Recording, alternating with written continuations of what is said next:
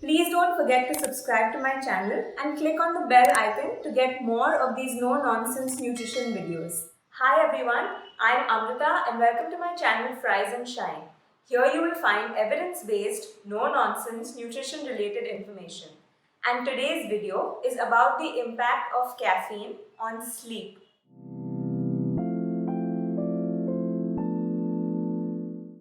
Now most of us already know what caffeine is, but I'll cover some of the basics anyway.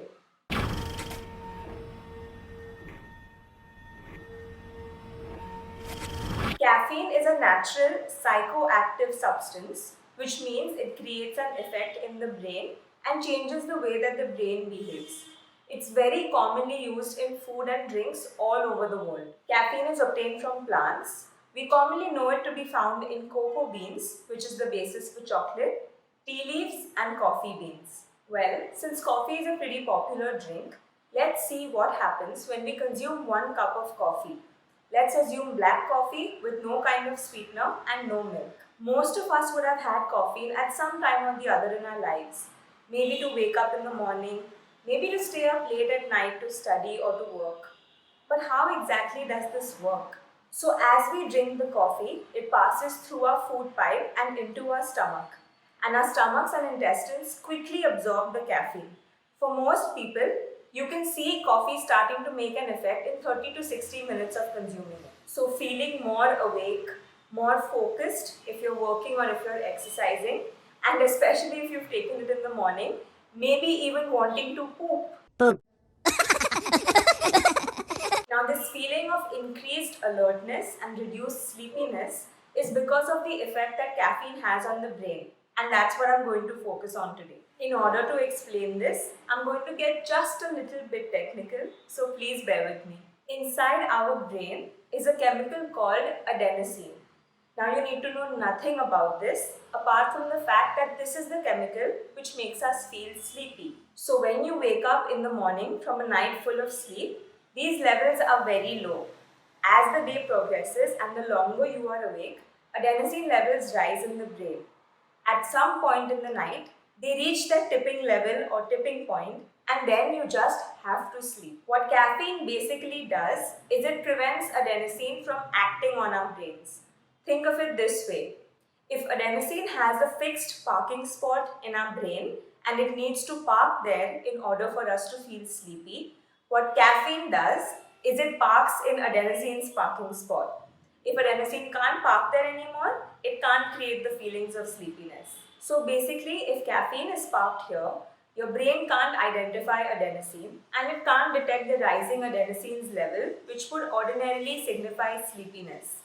And in this way, caffeine prevents you from feeling sleepy.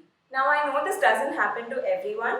Some of us can even drink coffee way close to our bedtimes and sleep just fine.